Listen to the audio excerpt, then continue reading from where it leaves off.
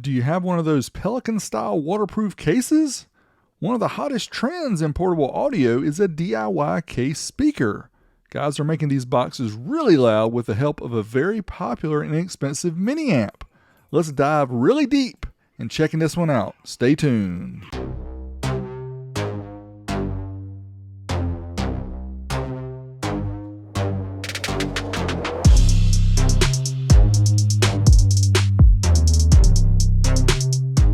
After recently reviewing the stereo model ZK-1001u, it is time to look at the other popular option for mini speakers, and this one is the mono version ZK-1001u. Knowing these amplifiers are generally for DIY projects, they do throw in some extra parts here to make you put it somewhat together. Really not much going on here though, it's just literally the knobs and a heatsink. The 1001u model has a single TPA3116 D2 chip, whereas the previous amplifier we showed off, the stereo version, had two of these, so it should know right off the bat. It's rated 100 watts mono, so that's what we're kind of expecting, but we know based on how the one did before, we're probably not going to get quite that much power. But again, it does come with the heatsink here. You do have to take this little sticker off the back and go ahead and mount that to help keep that chip nice and cool. Also, mounting the three knobs, nothing much to this other than pushing them on. The only hard thing is trying to line them up to make sure they're all facing the same direction with the little pointer. Seems the Wuzhi Audio brand is what most people want. Mine was branded Wuzhi, but still around $20, and it actually turned out to be a Wuzhi Audio amp. Here on the front you can see we have some knobs for treble. We also have another one for adjusting the bass. And the volume potentiometer controls multiple features, including the power, the true wireless stereo, play pause, and next when you're using the USB devices. Also, we have a 3.5mm auxiliary input, and although it's difficult to see, we have the indicator for power. Blue is on, and red means true wireless stereo is connected. Further to the right, we have the USB connection that is for media file playback. Accepted formats are MP3, WMA, WAV, FLAC, and APE formats. The 1001u does not come with a top case, but if you wait, I will show some options that are offered by the Built Not Bought Boomboxes website. On the back of the amplifier, just a few connections here, including the speaker output. It's just a single speaker output, so just one positive, one negative. Also, we have the power input. We have a direct wiring option with your positive and negative split out, or we have the barrel connector, 5.5mm by 2.1mm. The amp is said to be capable of a wide range of power inputs from 9 volts DC to 24 volts DC. I also thought it would be important to show a comparison in the stereo version and the mono version. They both have bass, treble, and volume knobs, so that's a similarity. Also, they both use Bluetooth and auxiliary for connecting your tunes. As for the differences, one of them obviously is a stereo amp with two chips. The other one is a mono, which is the one we're looking at today.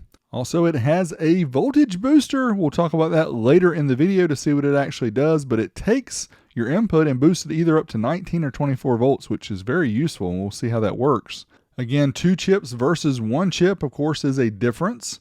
Also, true wireless stereo on the mono version. We'll show that in action later in the video. Also, we have a USB media player, and we'll show that in action as well.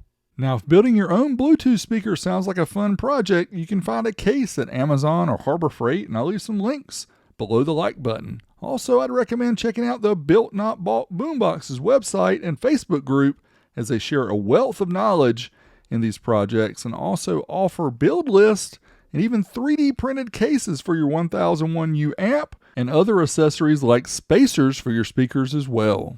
So let's move on to the part you want to see. Let's find out the true output power of the 1001u. If you haven't seen these tests before, on the left is the power output in watts. In the middle, the ohm load. On the right is the voltage, but that's just of the dyno, so you can disregard that. I will show the voltage for each test. Also, these first tests, I'm going to have the switch flip to 1, and we'll talk later about which setting that you should have this in with your amp. Now let's get the speaker wire connected up and to the dyno. Also, we'll connect the barrel jack here with our source voltage, and we'll show that coming up. We have the mono version here of the 1001 mini amp, designed for anything you really want, but Bluetooth speakers is what a lot of people use these for. So we're gonna do multiple tests, 12 volts, 21 volts, 24 volts, multiple ohms. Let's start off with 12 volt test. Here we go. First up, we're gonna try the 4 ohm test rated 100 watts. Our tests are at 1 kilohertz. We'll do 2 different tests. The certified test takes us up to 1% distortion. And here we go. Certified, we get 54 watts at 4 ohms with 12 volts sent into the amplifier. Dynamic power sends a pulse tone of 1 kilohertz into the amp. This tests the amp's capability for dynamic power, and these mini chip amps do not have dynamic power. As you can see, 55 watts at 4 ohms, 12 volts. Next, we're gonna turn up the voltage. We decided to go to 20 instead of 21, so let's try 20 volts, 4 ohms, see what kind of power output we get, and wow, it's nearly identical, 54 watts, certified to 1% distortion. Now let's try the dynamic test, sending that pulse track, and that's exactly the same as we got before. 55 watts into 4 ohms with 20 volts applied. So I know the question to you now is coming, is it going to do any more at 24 volts? Well, that's what I'm here for, friends. Let's turn it up to 24 volts and try those tests again. Again, certified test first, up to 1% distortion, and we get 55 watts. So, what do you think about dynamic? You think we're going to be able to do more? Well, we'll sure find out. So let's go ahead and reset the dyno here for the dynamic track and send the pulse track into the amp. We literally get 1 watt more with 4 more volts, actually 2 watts. So 57 watts at 4 ohms, 24 volts. Curiosity's killing the cat here. I'm going to connect this to Bluetooth, and we're going to try the test again using Bluetooth signal instead of aux. Okay, I've connected Bluetooth to my phone here. We're going to try the 24 volt test again, 1 kilohertz track here, the sine wave track, and let's see what it does. See if it does the same power around 54 watts, 55 watts. Yep, 55 watts. There you have it. So it doesn't matter, apparently, the voltage for this amp. Interesting. Now, although it says 3 ohms to 8 ohm speakers, we're going to try a 2 ohm test. It's not rated, again, 1 kilohertz here, and we're going to set the voltage to 20 volts, and let's see what we get. Certified test is first, 1% distortion, 1 kilohertz is the track. What can we get? And there you go, 71 watts at 2 ohms, 20 volts. Let's reset the dyno here so we can try the next test, the dynamic burst track. And what can we get dynamically at 2 ohms? Oh, look at this, over 90 watts, getting close to that 100 watts that it tells us it will do. And that's gonna be it, I think. 92 watts at 20 volts, 2 ohms. Now, one last test at 2 ohms. Let's set this voltage to 24 and try the 2 ohm test again. We're only gonna do the dynamic test because it's not slated to really do 24 volts at 2 ohms. At least it's not rated that way. And here you can see 94, we're getting pretty close to that 100 watt output that it's slated to do. And actually we get 94 total, 94 watts at 2 ohms dynamically. Now we're going to find out what happens when you set the voltage selector to on. There you can see we have the voltage selector switch to on now. And we're going to start off again at 12 volts. So let's go ahead and power up the amp. See the light on? Means we're good to go. Let's try it out on the dyno and see what we get. All right, 12 volt with the voltage selector on. 1 kilohertz is the track. Let's see what we get. 12 volts. 36 watts. I think they got that switch kind of reversed, because you would think if the voltage booster was on, then it would be boosting up the internal voltage of the amp to using the voltage regulator, but apparently it's the other way, so you want it to be off and not on. You big dummy! This is not a Mickey Mouse program! Again, that's debatable. So here are all the results. If you like to see this, you can pause it so that you can read all the results, but literally it's everything I just showed other than the clipping test. I didn't show those because they were so close to the certified test I didn't show them. This gives you an idea of what you get about 55 watts at 4 ohms. Now let's connect Bluetooth and listen to some music.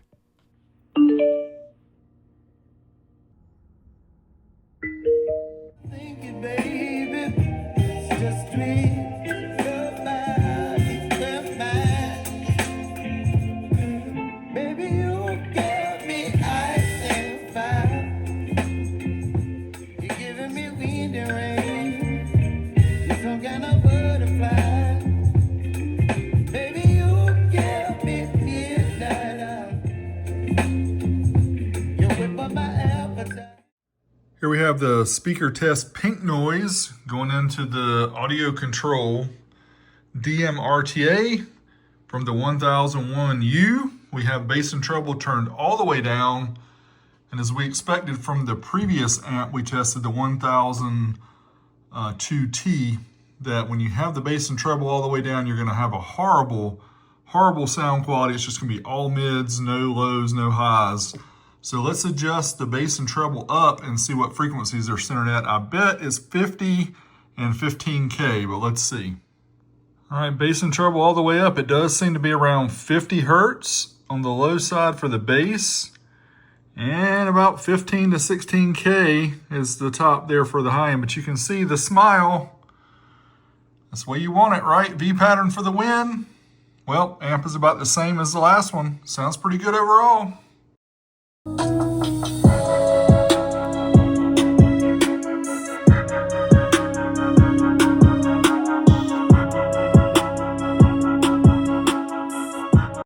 Adding to the DIY nature of this amplifier is the H1 connection on the board. You can see here, very small, very tiny because I'm zoomed way in. It's not connected at the factory.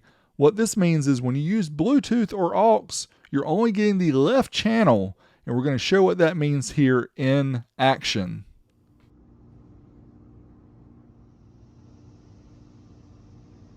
Left speaker. She's saying right speaker right now. Mono. Before we go any deeper with that, let's go ahead and get another board. That's right, another Wuzhi Audio 1001u, and try out this true wireless stereo. They call it TWS. This allows you to use one amplifier per channel. So one for the left, one for the right. You also have to have two speakers, obviously. We're going to use bookshelf speakers and show how this works. Big tip here is make sure you disconnect Bluetooth from your primary amplifier if you've ever connected it. That way this will actually work. So all you do is turn on both amplifiers and then triple touch the power button on one, and that will connect them together.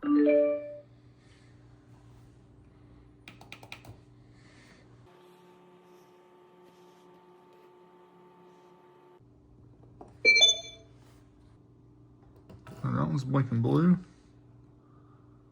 That one's blue. Stereo, baby. Let's verify we actually have stereo here by using the track. That way we can hear each speaker individually.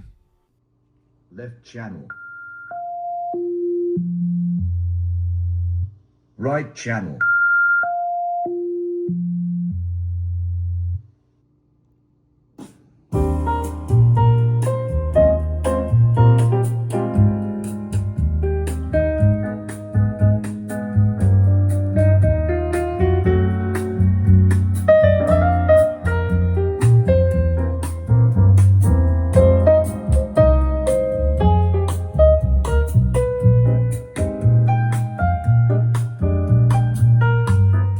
I'm assuming the bass and treble is going to be adjusted separately, but we're going to try it here and see. Let's try the left speaker amplifier, which is this one.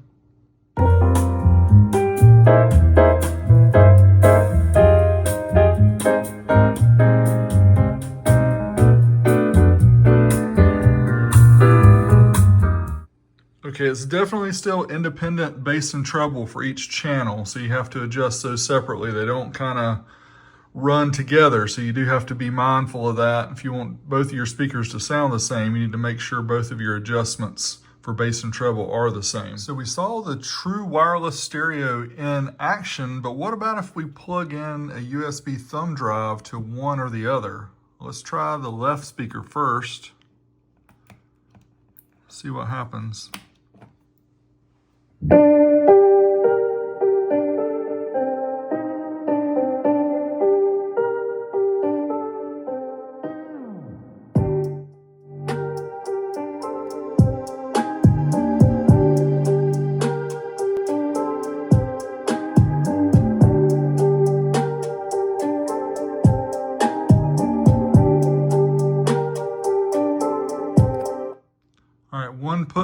press pauses it, and definitely both speakers are working. Let's try the other option. So if I hit it, let's see, twice, it jumps to the next song. So let's try that.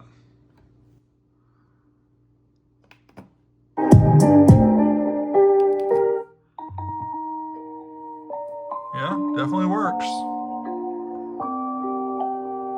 These are all MP3s, so not the best sound quality, but it still sound good. Rage on that beat, gon' crazy. Let's take a look at the thermals here for the 1001u.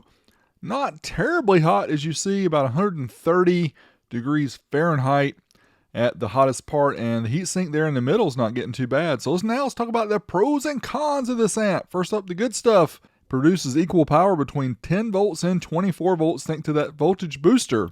The input voltage capability is very wide, has Bluetooth, aux, and USB inputs, true wireless stereo capability, bass and treble adjustments are nice, very compact footprint, and we call great sound quality with that TPA3116. What about things that could be better? It does only have a single speaker output, not like the previous amp with two. The voltage booster confusion, leave it to the 1 setting, not the on setting. Speaker outputs are 18 gauge or less. Do you need to solder the H1? Yeah, I think so. And these, of course, do not come with a power supply or battery, so you have to supply that on your own. But as we've seen, 12 volts is fine with this amp. Now, we have soldered the H1, as you can see, so let's find out if it really works. We have the H1 soldered here on the first amp. Let's try the right and left channel here to see if the single speaker can play both. Here we go. Left channel. Right channel. All right, so it's good. So now we have Bluetooth actually filling up both channels, combining them together instead of playing them separately. Now we've actually soldered the second board too, but let's go ahead and do the true wireless again and pair them, make sure they still work for that. I heard the sound out of both speakers, and it looks like they have the blue light on here, which means the true wireless is actually connected. Sorry if that's out of focus. So we didn't have to reconnect that, but let's go ahead and reconnect it via Bluetooth. And I think we're good to go. We'll find us a song here and let's try it out.